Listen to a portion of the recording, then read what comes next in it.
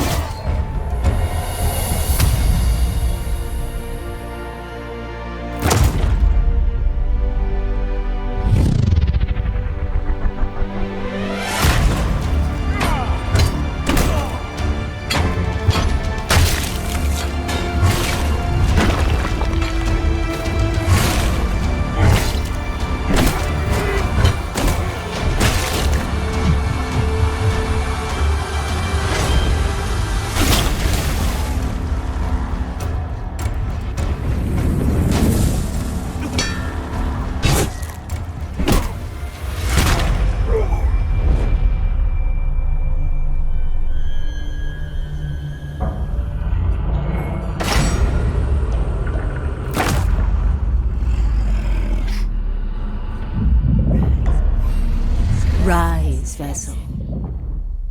Rise.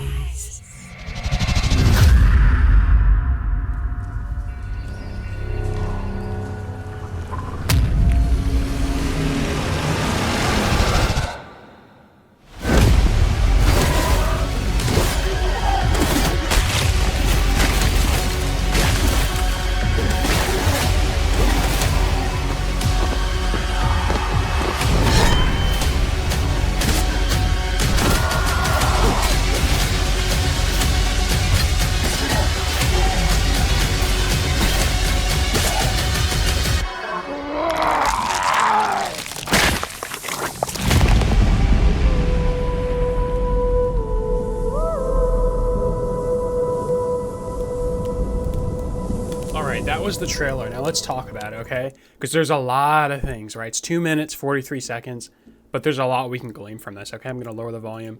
We'll go back over it. So this is pre-alpha, but seemingly the game is obviously in like a playable state. I don't know when we're going to get our hands on it, but hopefully pretty soon, because this looks, I mean, it's a trailer, right? But it looks, you know, mostly complete in the sense that, yeah, you know, the animation work, the combat work, right? A lot of the more important things are seemingly done. So we get a bit of a flourish at the beginning. We get a decapitation. So this is something that, I mean, it looks like it could just be, you know, visual, but something that's a clear distinction between Mortal and Chivalry is that headshot does damage, right? So like in Mortal, if you play that game, you know, like for example, with the Maul, you can one-shot headshot, right? Chivalry, headshots just mean you can't revive. It doesn't do any additional damage.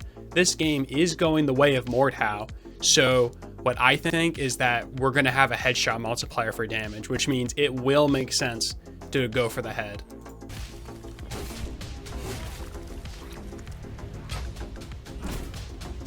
Definitely a more Mordhau, I mean, we already knew it was Mordhau based, right? The game is made by like a Mordhau veteran. I mean, the person posting this video is like, you know, he was one of the big people in the community back then and, you know, now has created this game, but a lot more free-flowing animation than Shiv, right? Obviously, multi-directional swinging, right? This is not like an overhead, right? He's doing an overhead motion, but it's not the same animations that a Shiv.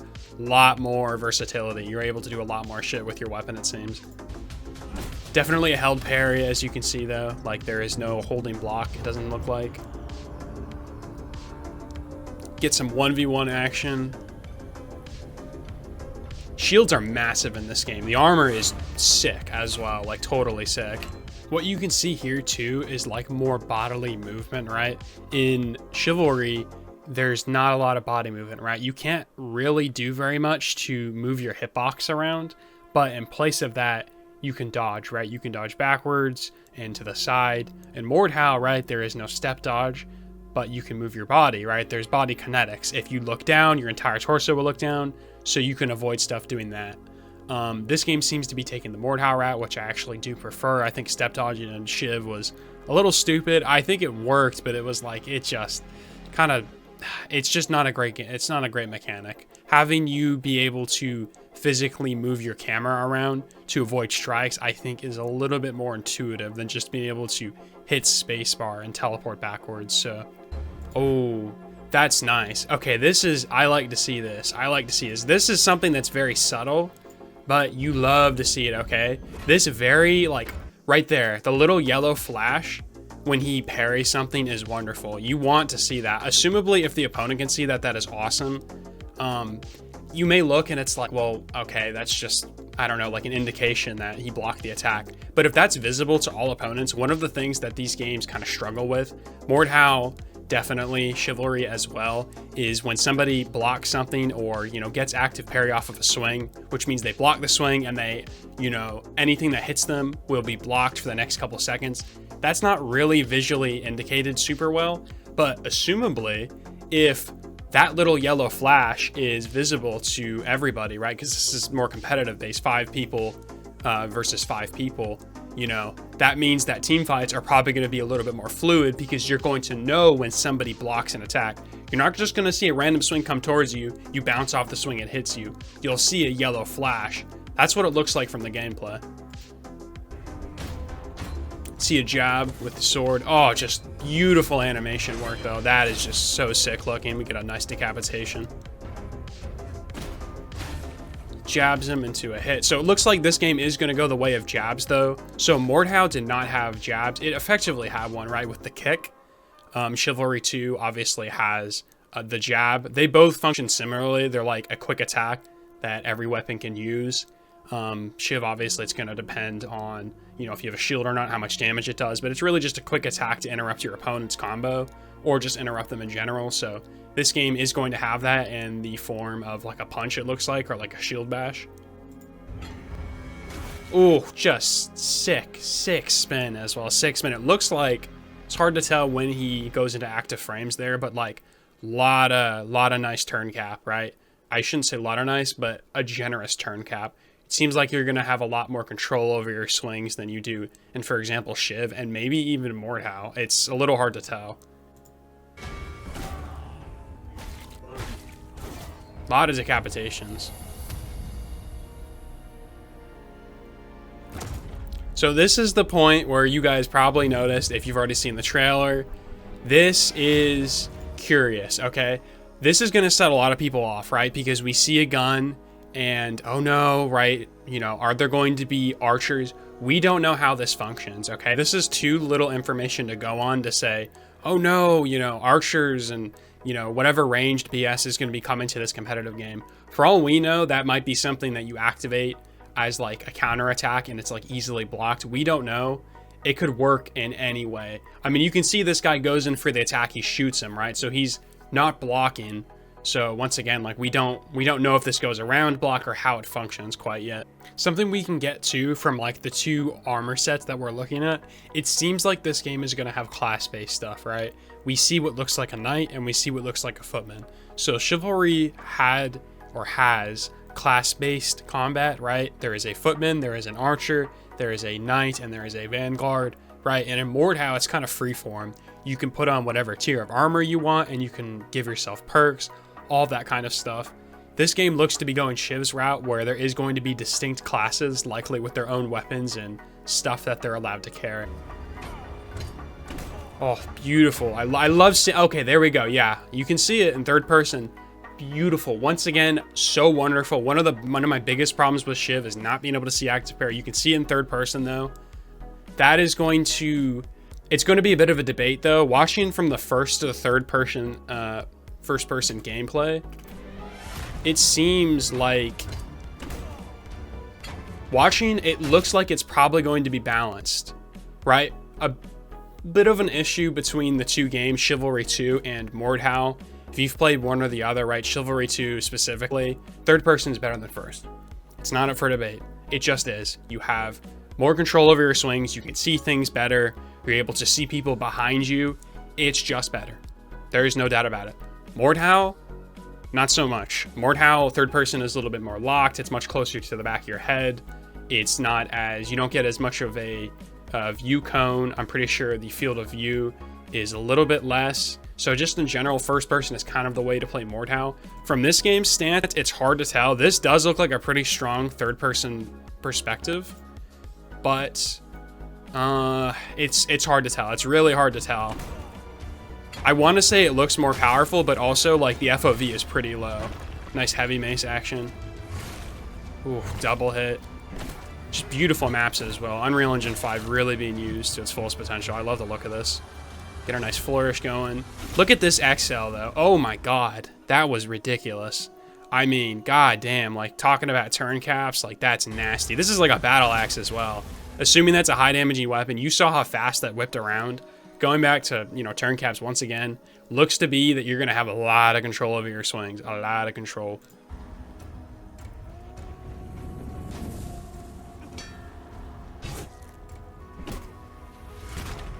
There's the gunshot from the other perspective we get to see. So he gets shot, he goes down, and seemingly gets sent to some sort of realm or dimension. Rise, Vesper. Yeah, rise, right? Rise. See them dungeoneering, they kind of go into this dungeon.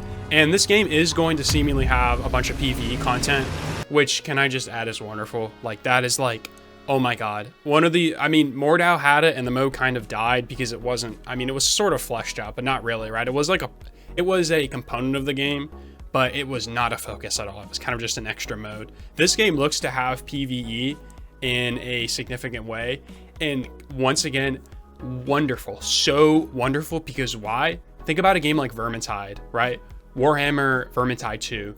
That's like a horde slasher, right? That game did not have in-depth combat because it was mostly PvE, right? It does have a PvP mode, but it's not the same, right? This game having a dedicated PvE mode is amazing for retention. Also, it pulls in a bunch of different audiences because it's a dark fantasy. People who like Souls combat, right? People like the Souls aesthetic, right? This has that, you know, plus some Lord of the Rings thrown in there. And I mean, it's in first person, right? So with the aesthetic alone and the PvE style shit, so damn good. I love to see it.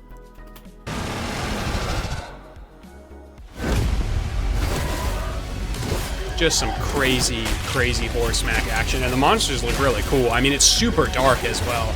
Unreal Engine 5 does have that going on where, you know, the environments are pretty insane looking. I'd be curious if it's actually going to be that dark in game. You know, I know a lot of y'all turn your camera off, right? But this is cool looking. This is definitely cool. Going through with your mates, right? With your friends, smashing through groups of enemies. Then this guy hits this sword style thing. He picks it up. So I'm assuming that that's a loot of some sort. We don't really get very much. We get like a couple of seconds of him like seemingly picking something up. So I'm gonna guess it's loot for the PvE game mode that's going on. Stabbing these fallen dudes. Beautiful overhead.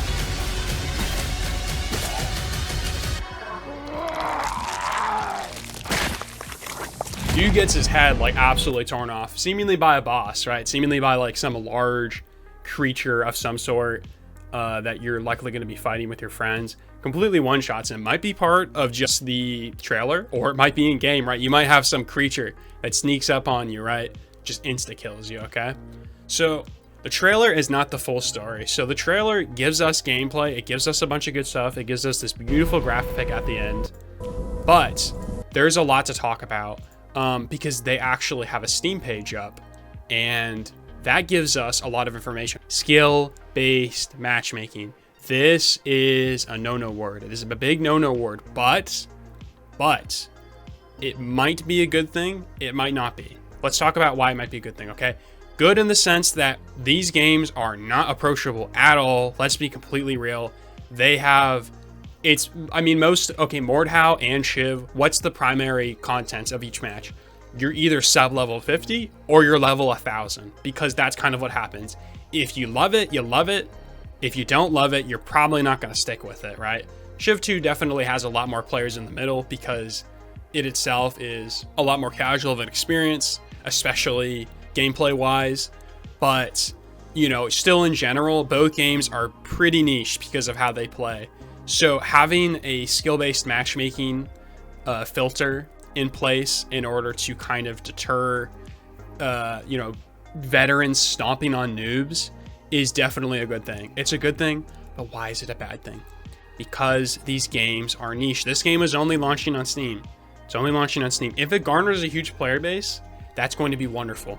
That is going to be absolutely incredible because it needs that. Games that have skill-based matchmaking suffer when the player pool is a little bit smaller, even like remotely small, even like sub 10k, it can cause an issue sometimes depending on how detailed the level bracketing system is, right? So if this game has only been confirmed to launch on Steam, which once again, if the game is popular on Steam, that could be a very good thing. You know, pretty nice. But if the game launches, it does not launch on Xbox or PlayStation, in any respect, it could be kind of bad. It could be kind of bad. I don't know how to feel about it quite yet because that is a big concern. I think this game looks amazing. It looks awesome. It seemingly has everything it needs to be successful with, you know, a more competitive mode. It's more competitively based, but it also has a casual mode, and then it has PvE, right? Everything you kind of need, plus community server. So, and the community manager for the game, he's awesome. Like so far, like he's super involved, talking in like every Discord, even for Civ. So an involved community manager, awesome. All this stuff is wonderful, but it's like player count wise for a skill-based matchmaking filter, that is a bit of a worry. That's like my only concern. Everything that I'm looking at looks actually 10 out of 10. Like there is not a single thing from this trailer or from what I'm reading that looks at all concerning. It's really just this. The player count is solid, should be pretty okay, but you know, we'll have to see. So obviously the co-op mode, PvP mode, Dark and Foreboding World, right? Balanced matchmaking, community servers. We understand that it's not always fun to fight against experienced veterans. Our skill-based matchmaking ensures a fair and equal playing experience. If you wish to seek the most skilled warriors to test your mettle or to learn from, many can be found within community servers and duelers. So community servers, obviously, as you can imagine, will not have skill-based matchmaking. You're joining them specifically. You cannot skill-based matchmake that. You wouldn't want to either. So that is good. Definitely good that, you know, the noobs can mingle with the, you know, better players to learn from them. But also if they want to hone their skills in a more fair sort of way, they can go ahead and fight, you know, 5v5 with skill-based matchmaking, which I do. Once again, I like the idea. It's just how many people are going to be playing this game. If this game is popping, this literally will be like a non-issue. But if it's not, and it's a little niche for a while, it could cause some issues, but we'll have to see. There is definitely a difference too between a ranked system, right, where you're earning points and losing points and dropping down brackets, and just an innate skill-based matchmaking system. I really am curious what they're cooking up with that system, how lenient it is, because that's a big concern, right? How is it measuring player skills? Is it just measuring how many kills you get repeatedly? Are you able to drop yourself? Like, how does all of that work? We will probably know in time, but for right now, I'm very curious about it because once again, everything looks amazing. It's just, how is that, you know, how is that going to play out, right? What's actually going on here? So that is going to do it for this one, though. I just wanted to kind of take a look at the gameplay trailer and kind of go over it. That seems to be everything we have to work with for right now, outside of like 4 seconds of gameplay, which I played in like a video, but I'll put it up. This was like leaked. It doesn't show anything that we haven't already seen, but at the same time, you know, I think it's good to throw up. We'll also, I mean, looking over the screenshots, we do see a guy with a spear. Obviously, spears are going to be in the game. We see some extra monsters. Game just looks incredible, right? Kind of reminds me of Lords of the Fallen. Performance, I hope performance is good. I'm really hoping performance is good because it is Unreal Engine 5, and you know how Unreal Engine 5 is. I'll just say that, right? So yeah, Discord server in the bio. Like, comment, subscribe. Let me know your thoughts because obviously this is the first kind of real trailer we've gotten from the game, and so a lot of discourse surrounding it. But yeah, I'll see you.